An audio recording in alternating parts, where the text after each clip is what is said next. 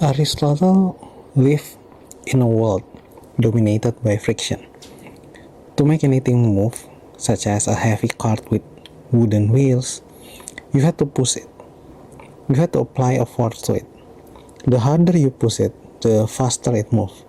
But if you stop pushing, the cart very quickly came to rest.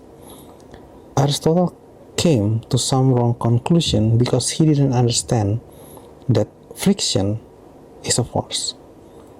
But still, it is worth exploring his ideas in modern language. If he had known calculus, Aristotle might have proposed the following law of motion, which is the velocity of any object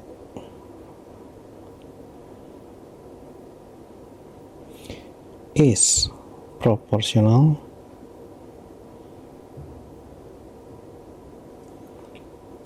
to the total applied force.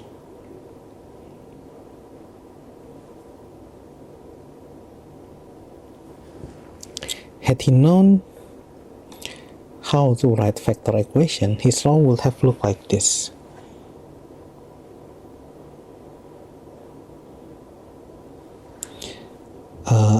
F here is of course the applied force, and the response, according to Aristotle, would be the velocity vector Fv. The factor m relating the two is some characteristic quantity describing the resistance of the body to being moved. For a given force, the bigger the m of the object, the smaller its velocity. With a little reflection, the old philosopher might have identified m with the mass of the object. It would have been obvious that heavier things are harder to move than lighter things. So somehow the mass of the object has to be in the equation. One suspects that Aristotle never went ice skating, or he would have known that it is just as hard to stop a body as to get it moving. Aristotle's law is just plain wrong, but it is nevertheless worth studying as an example of how equation of motion can determine the future of a system. From now on, let's call the body a particle. Consider one-dimensional motion of a particle along the x-axis under the influence of a given force. What I mean by a given force is simply that we know what the force is at any time. We can call it Ft. Note that the vector notation would be a bit redundant in one dimension. Using the fact that velocity is the time derivative of position x, we find that Aristotle's equation takes the form like this.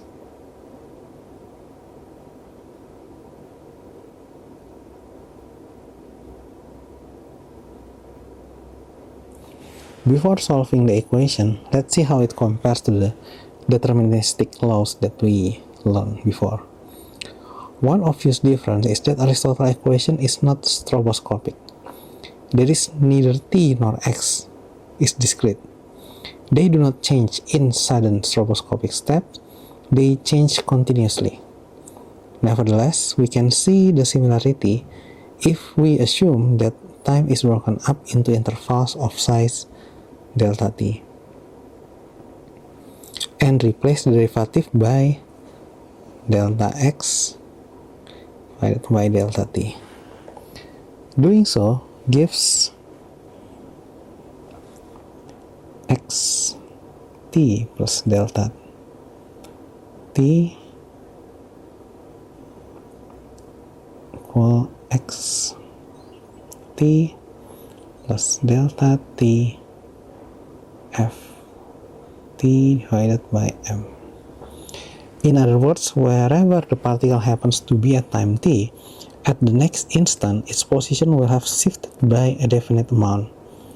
For example, if the force is constant and positive, then in each incremental step the particle moves forward by an amount of delta t f t m. This law is obviously deterministic. Knowing that the particle was at a point x0 at a time t equals 0 or x0, one can easily predict where it will be in the future. So if we know x0 at time t equals 0, one can easily predict where it will be in the future.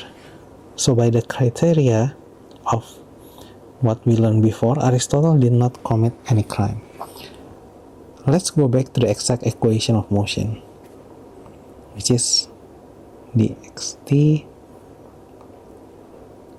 ft m. Equation for unknown function that involve derivatives are called differential equation.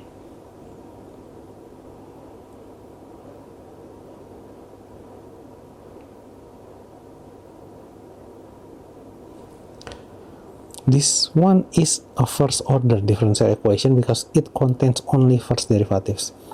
Equations like this are easy to solve. The trick is to integrate both sides of the equation. So what you have to do is just integrate both sides.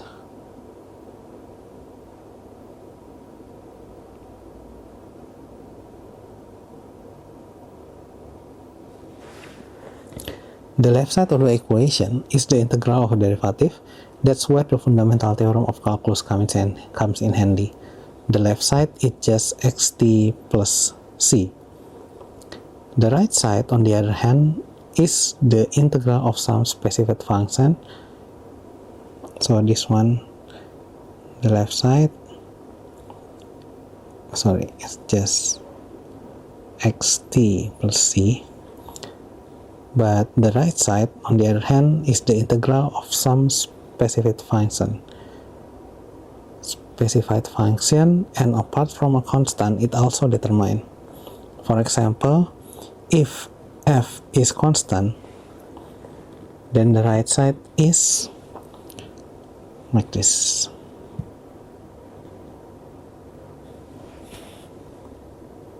This is the right side.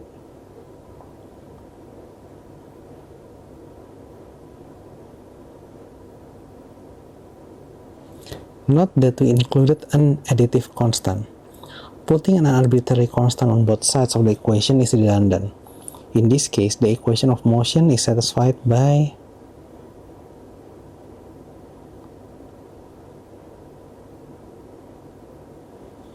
how do you fix the constant c? The answer is by the initial condition. For example, if we knew that the particle started at x1 at time t equal 3, we would plug these values in, obtaining 1 equal f per m 3 plus c. And solve for c, we have c equal 1 minus 3 times f divided by m. Aristotle's equations of motion are deterministic, but are they reversible? Before, I explained that reversible means that if all the arrows were reversed, the resulting new law of motion would also be deterministic. The analogous procedure to reversing the arrows when time is continuous is very simple. Everywhere you see time in the equation, replace it with minus time. That will have the effect of interchanging the future and the past. So, changing t to minus t also includes changing the sign of small differences in time. In other words, every delta t must be replaced with minus delta t. Delta t to minus delta t. In fact, you can do it right at the level of differential dt. Reversing the error means changing the differential dt to minus dt. So, if we go back to Aristotle's equation,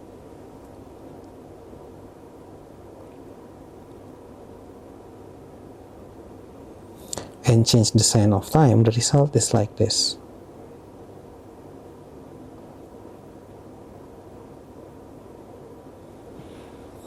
The left-hand side of the equation is the force, but the force evaluated at time minus t, not at time t. However, if ft is a non-function, then so if f minus t. In the reverse problem, the force is also a non-function of reverse time. On the right-hand side of the equation, we have replaced dt with minus dt, thereby changing the sign of the whole expression. In fact, one can shift the minus sign to the left-hand side of the equation like this.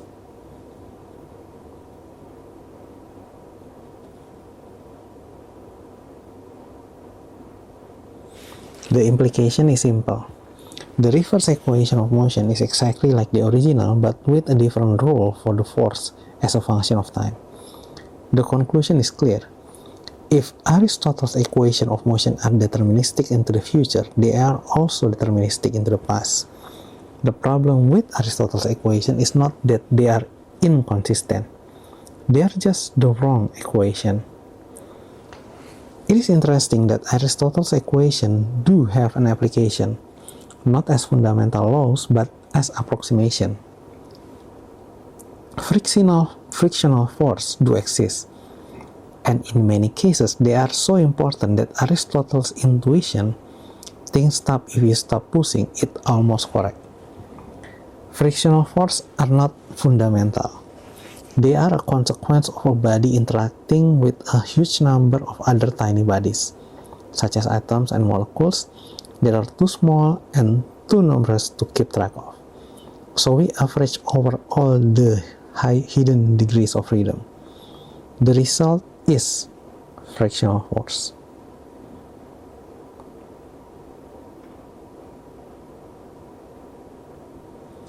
When frictional forces are very strong, such as in a stone moving through mud, then Aristotle's equation is a very good approximation, but with a qualification.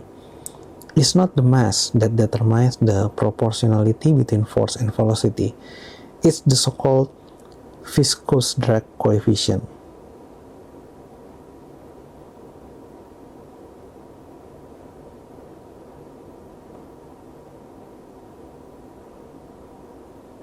But that may be more than you want to know.